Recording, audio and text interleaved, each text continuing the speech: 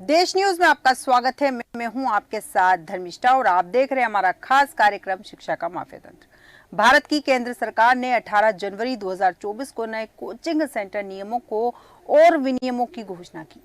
नए coaching centre के नियमों में कई चीजें बदल जाती है, जैसे फीस, बुनियादी ढांचा। नए नियमों के अनुसार देश के किसी भी राज्य का कोई भी निजी कोचिंग संस्थान 16 वर्ष से कम उम्र के बच्चों को प्रवेश नहीं दे सकेंगे। नियमों का एक नया कार्यान्वयन है। इसके साथ ही कई नए कोचिंग सेंटर के नियम भी तय किए गए। केंद्र सरकार छात्र आत्महत्या और मनमानी लूटपाट की घटनाओं को रोकने के लिए ये नियम लागू करती है। केंद्र सरकार ने सभी राज्यों के कोचिंग सेंटरों के लिए नई गाइडलाइंस जारी की। कोचिंग सेंटर नई गाइडलाइंस के बाद अब किसी भी कोचिंग सेंटर को 16 साल से कम उम्र के बच्चों को एडमिशन देने की इजाजत नहीं है, लेकिन बावजूद इसके धड़ल्ले से कोचिंग संस्थान एडमिशन ले रहे हैं। इसी विषय पर विस्तार चर्चा के लिए हमारे साथ मेहमान जुड़ चुके हैं। हमारे साथ मेहमान है प्रशांत शर्मा जी, हमारे साथ करियर काउंसलर कमल विश्वकर्मा जी हमारे साथ जुड़ चुके हैं, अध्यक्ष पालक महासंघ के, और आर.के. शुक्ला जी हमारे साथ वरिष्ठ पत्रकार। आप तीनों का देश न्यूज में बहुत बहुत स्वागत है। सबसे पहले तो प्रशांत जी आपके पास आऊंगी। केंद्र सरकार ने नई गाइडलाइन जारी की और बहुत लंबा अरसा हो गया उसको, उसके बावजूद भी राज्य सरकार का इस ओर अब तक कोई ध्यान नहीं है।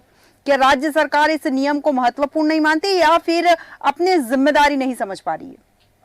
जी, इस संबंध में केंद्र शासन द्वारा 18 जनवरी 2024 को गाइडलाइन जारी कर दी गई थी और सभी समाचार पत्रों में भी इसके बारे में, सभी समाचारों में इसके बारे में बताया गया था कि जो ये कोचिंग संस्थाएं हैं वो 16 साल से कम उम्र के बच्चों को एडमिशन नहीं लेंगी, ताकि उनके मन मस्तिष्क पर विपरीत प्रभाव ना पड़े। क्योंकि अनेक जो विद्वान हैं, हमारे साइकोलॉजिस्ट हैं और जो हमारे शिक्षाविद हैं, उन्होंने ये माना था कि हमारे 16 साल तक किसी भी प्रकार का मन मस्तिष्क पर तनाव देना, अर्थात उस छात्र के आगामी जीवन पे, युवावस्था पे गहरा प्रभाव डालता है। और इस संबंध में उन्होंने एक गाइडलाइन जारी की थी कि 16 साल के बच्चों को एडमिशन ना दें। इसके अलावा भी बताया था कि कोचिंग संस्थान का रजिस्ट्रेशन होना चाहिए और जो उसमें पढ़ाने वाले अध्यापक वगैरह हैं, इन अध्यापकों को कम से कम ग्रेजुएट होना चाहिए और उन्होंने अपनी वेबसाइट्स पर और अपने जो उनका एंट्रेंस रूम है उसमें अपने शिक्षकों की योग्यता की जानकारी देना आवश्यक होगा।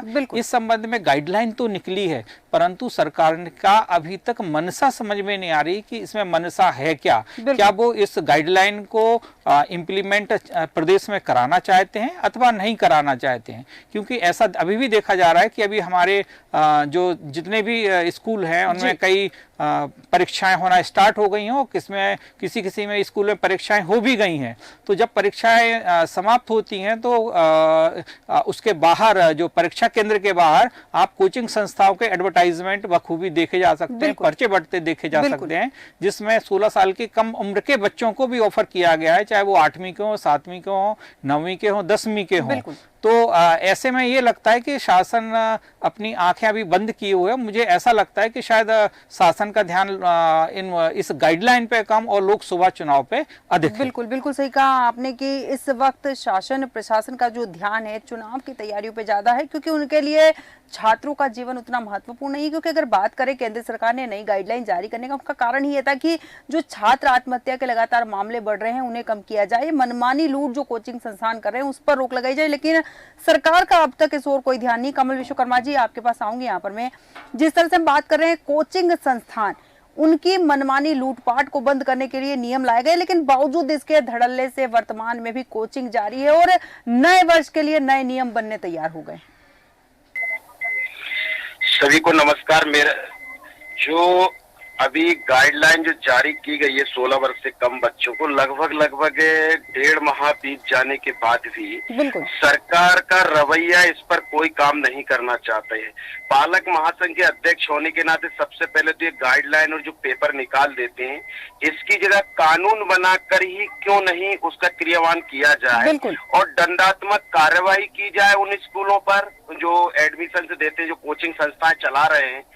और इस तरह के एक्टों से, ऐसे एक्ट, कई एक्ट बने हुए हैं 2018 में से लेकर अभी तक। एक्ट तो 2004 में भी बने हैं, लेकिन आज तक उनका इम्प्लीमेंट नहीं हो पा रहा है। लगभग 20 वर्ष हो जाने के बाद भी सरकार अगर इस शिक्षा के क्षेत्र में गंभीर नहीं है तो मुझे नहीं लगता है कि जो गाइडलाइन जो 1.5 महीने पहले निकाला हुआ है इस पर भी कोई राज्य शासन कोई कदम उठा पाए। बिल्कुल बिल्कुल बिल्कुल सही कहा आपने कि जब तक सरकार कदम नहीं उठाएगी तब तक कार्रवाई होने के आसार भी नजर नहीं आते। आर के शुक्ला जी, आपके पास आऊंगी। नए नियम केंद्र सरकार ने निकले छात्रों की आत्महत्या रोकने के लिए, क्योंकि कई बार देखा जाता है कि बच्चे जो हैं परीक्षा में फेल होने पर आत्महत्या कर लेते हैं। इस तरह के मामले भी सामने आते हैं।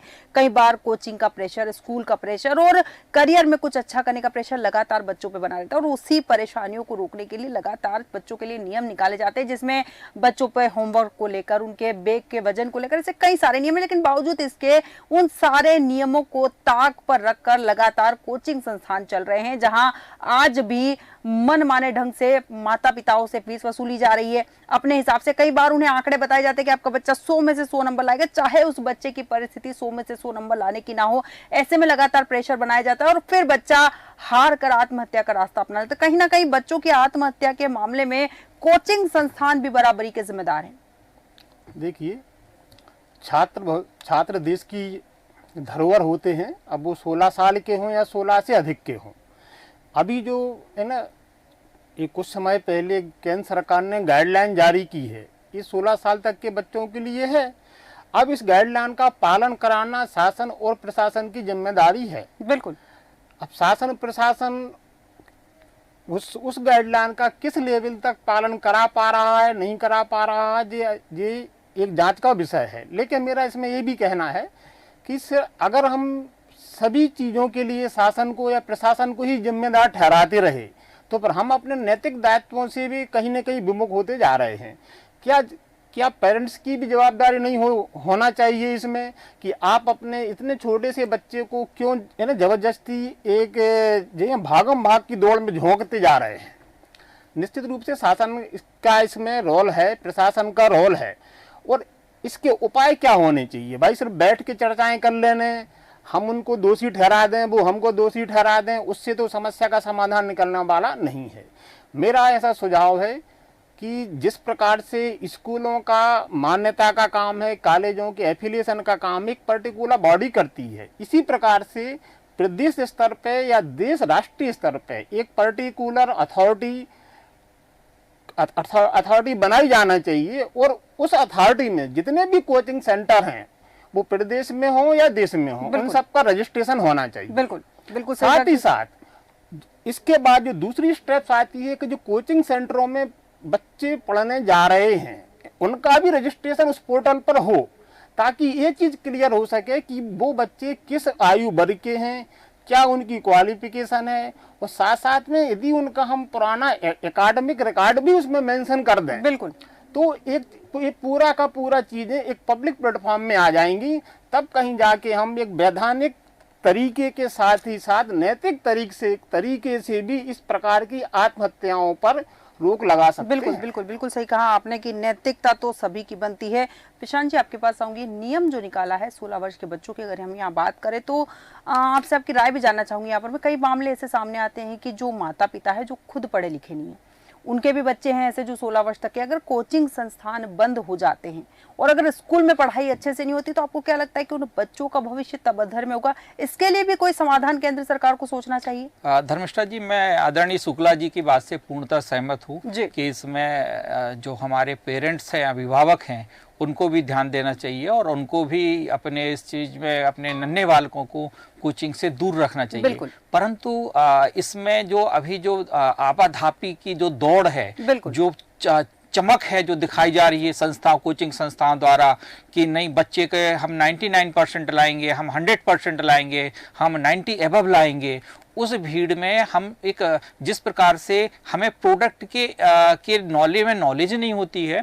अभी आपको मैं बता दूं कि यहाँ पे मैं स्पष्ट नाम तो नहीं लेना चाहूंगा, परंतु मार्केट में एक इस प्रकार का साबुन उपयोग में किया जा रहा है जिस पे स्पष्ट चेतावनी लिखी है कि इस साबुन को बच्चों से दूर रखें और इसको को आंखों में जाने से बचाएं। फिर भी हमारे पढ़े लिखे हों चाहे अनपढ़ हो, कोई भी हो, शायद इसकी जानकारी बहुत कम होने के के कारण से, क्योंकि उसका एडवर्टाइजमेंट इस प्रकार से दिखाया जा रहा है कि उसमें बच्चा ही निकलता है नहाते हुए दिखाते हैं। तो हमें इसकी भ्रामक जो जानकारियां हैं, भ्रामक जानकारी के होने के कारण से अभिभावक ये निर्धारित नहीं कर पाता है कि उसको क्या करना है। जब कभी कभी क्या होता है, एक ये दौड़ होती है कि अगर हमारे साथी का या हमारे सहकर्मी का या हमारे पड़ोसी का बच्चा अगर उस चीज में कोचिंग में जा रहा है और ये देखा जाता है कि कोचिंग में आने पे किसी के मार्क्स अच्छे भी आते हैं, ऐसा नहीं कह सकते कि नहीं आते हैं अच्छे, और किसी के नहीं भी आते हैं, तो यहाँ दोनों बातें होती है। जिनका बच्चा अच्छे मार्क्स से निकल जाता है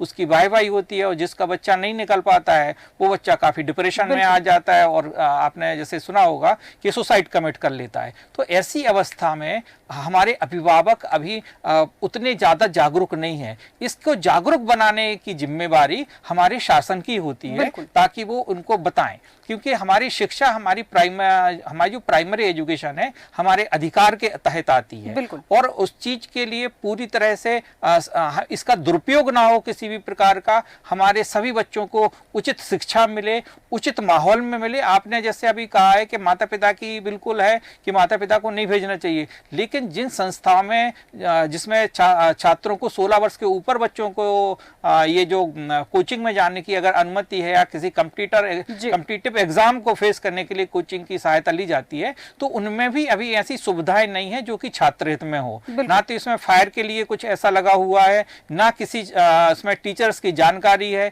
कई कोचिंग तो रजिस्टर्ड भी नहीं है। तो ऐसी स्थिति में हम अपने नौनिहालों को, जो कि हमारे 16 वर्ष की उम्र से कम है, ऐसे में जो ये गाइडलाइन जारी की गई है, तो इसमें निश्चित ही विद्वान हमारे जो साहित्य जगत के हैं, जो हमारे बुद्धिजीवी लोग हैं, जो साइकोलॉजिस्ट हैं, इसमें सभी की राय ली गई है और शासन ने गाइडलाइन निकाली है। अब बात आती है कि जो शासन ने गाइडलाइन निकाली है उसका हमारी राज्य सरकार कितना इम्प्लीमेंट करा सकती है।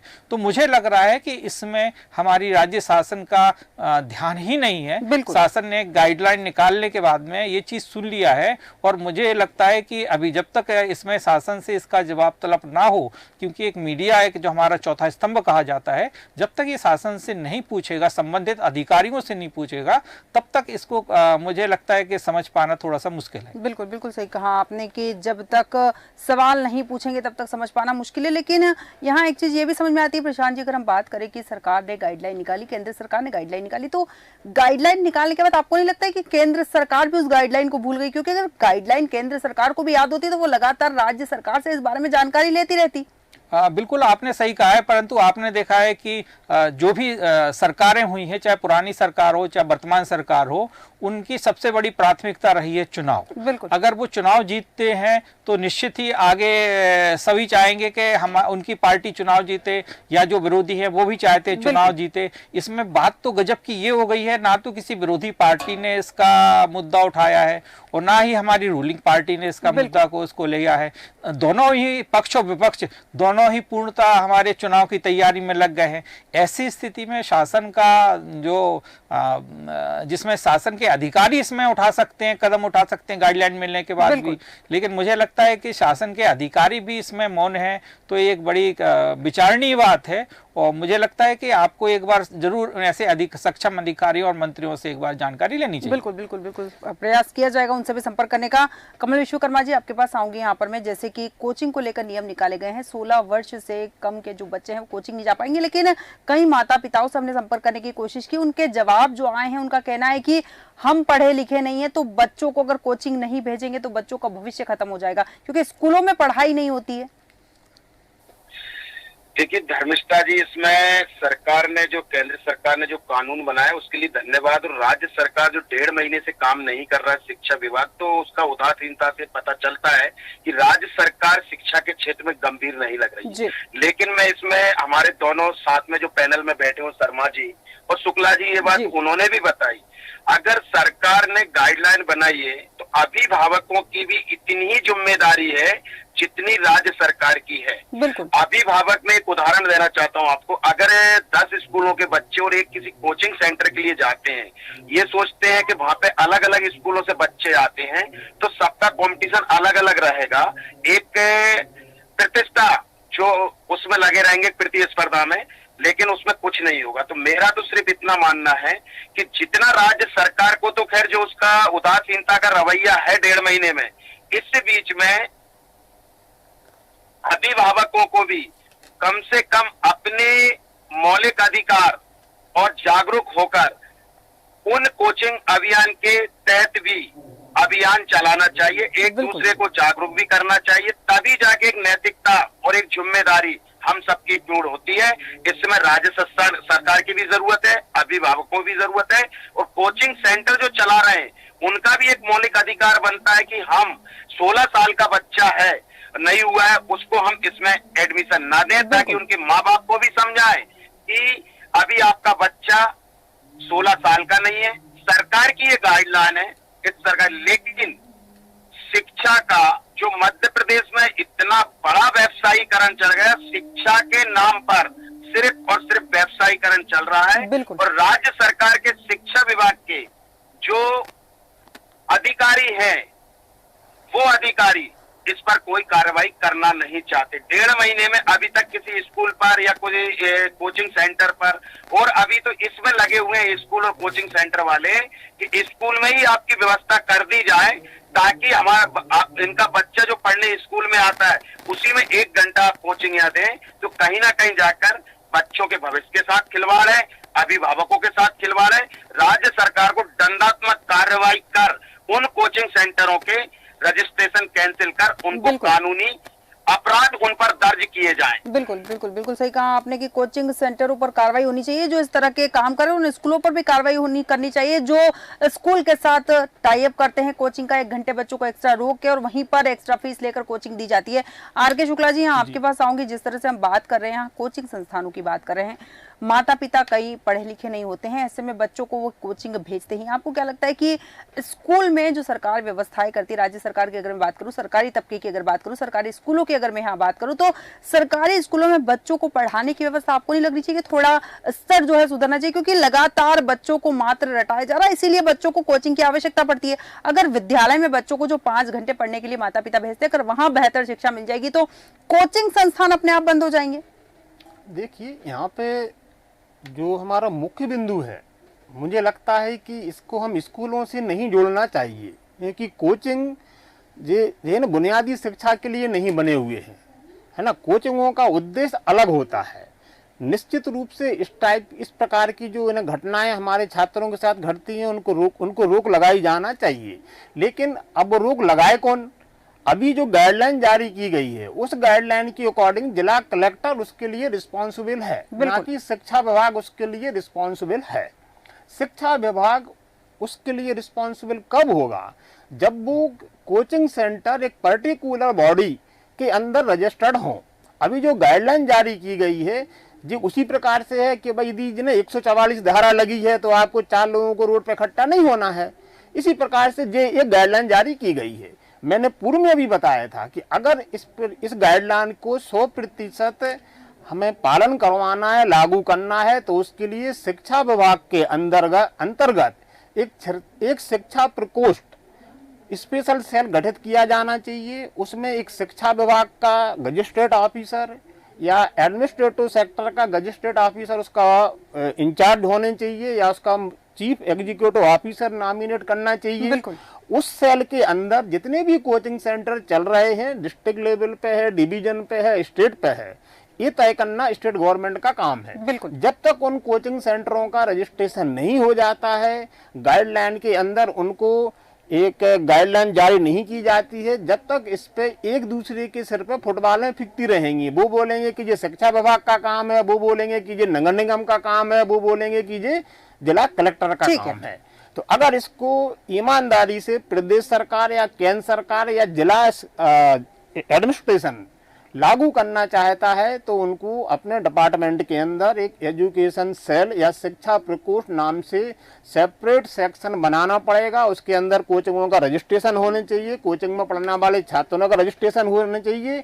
अगर इसके बाद कोई किसी प्रकार की लापरवाही पाई जाती है तो उसके खिलाफ आईपीसी की सेक्शन के अंतर्गत उनको लाया जाना चाहिए और दंड घोषित किया जाना चाहिए। जब तक ये नहीं होगा, जब तक इस प्रकार की शिक्षा कि जो कोचिंग सेंटर की दुकानें हैं या शिक्षा माफिया हैं, जो भी आप बोले हम बोले, वो धंधा चलता रहेगा। ठीक है शुक्ला जी, सिर्फ हम बैठ के बिल्कुल चर्चा सही कहा करते आपने कि जब रहेंगे। तक कार्रवाई नहीं की जाएगी तब तक ये मामले ऐसे ही लगातार चलते रहेंगे। प्रशांत जी आपके पास आऊंगी। जैसे कि मैंने अभी भी कहा, बुनियादी शिक्षा, माता पिता बच्चे को कोचिंग, आजकल का जो युग है भागम भाग का, जैसा कि आपने भी बताया, और उस भागम भाग की दौड़ में माता पिता अपने बच्चे को आगे निकालने की चाह में उन्हें कोचिंग संस्थान में भेज देते हैं। आपको क्या लगता है कि अगर प्रारंभिक शिक्षा जो है बच्चों की, अगर माता पिता भी उनके साथ बैठ के थोड़ा टाइम स्पेंड करें, उनको कुछ चीजें घर पर सिखाई जाए, जैसे 16 वर्ष तक के बच्चों की बात है, स्कूल में जो शिक्षा मिल रही है वो बहुत अच्छे स्तर की मिले, तो आपको नहीं लगता है कि कोचिंग सेंटर पर कई हद तक लगाम लग जाएगी? यहाँ पर शासन प्रशासन को कुछ करने की आवश्यकता ही नहीं पड़ेगी? निश्चित ही धर्मिष्ठा जी ने आपने एक बहुत ही अच्छी बात कही है कि हमारे माता पिता को उस बच्चे के साथ समय बिताना चाहिए, परिवार में बड़े भाई बहनों को। और क्योंकि संयुक्त परिवार की जो अवधारणा है वो धीमे धीमे समाप्त हो रही है और एकल परिवार की ओर बढ़ रही है, तो ऐसी परिस्थितियाँ आती हैं कि जहाँ पे दोनों ही पति पत्नी, दोनों ही अभिभावक सर्विस में होते हैं, तो बच्चों पे उतना ध्यान नहीं होता है। इस संबंध में आपको बताऊं कि हमें अपनी बुनियादी शिक्षा और बुनियादी शिक्षा का जो प्लेटफॉर्म है हमारी स्कूल, चाहे वो प्राथमिक स्कूल हो, माध्यमिक स्कूल हो, जैसे अभी आपने देखा होगा कुछ समय पहले माननीय मुख्यमंत्री जी ने एक अभी उनका एक वक्तव्य आया था जिसमें उन्होंने उच्च शिक्षा को लेके बहुत ही अच्छी बातें, और उनका जो वो उद्बोधन था वो स्वागत योग्य है। हम सभी सलाहकार उनका स्वागत करते हैं उस भाषण का। परंतु मैं उनसे ये भी कहना चाहूँगा कि जितनी आपने जो संज्ञान में लिया है उच्च शिक्षा को, उसके साथ में हमारी जो बुनियादी है, हमारी प्राइमरी जो शिक्षक संस्थाएं हैं, हमारे जो मिडिल स्कूल हैं, हमारे जो हायर स्कूल्स हैं, उनमें क्यों ना हम मंत्रियों की विजिट एक माह में एक दिन सुनिश्चित करें। बिल्कुल। और हमारे जो अधिकारी हैं, सक्षम अधिकारी हैं, उनकी भी विजिट हम एक माह में सुनिश्चित करें, जिससे कि शिक्षा का स्तर अच्छा बन सके। मैं आपको ये प्राथमिक कदम अगर सरकार उठाती है तो इससे हम देखेंगे कि जो वर्तमान में शिक्षा का स्तर है वो निश्चित ही कई गुना बढ़ जाएगा। और हमारे जितने भी शिक्षक बंधु हैं और संस्थाएं हैं वो सरकार का ध्यान होने के कारण से अपना परफॉर्म अच्छा करेंगे और निश्चित ही बच्चों को सुयोग्य बनने में सहायक होंगे। क्योंकि जनरली सामान्य रूप से ये देखा जाता है कि जितने भी जो चयनित शिक्षक है हमारे शासकीय स्कूल में, वो काफ़ी अधिक सुव्यवस्थित हैं, ट्रेंड टीचर हैं और अधिक पढ़े लिखे टीचर हैं।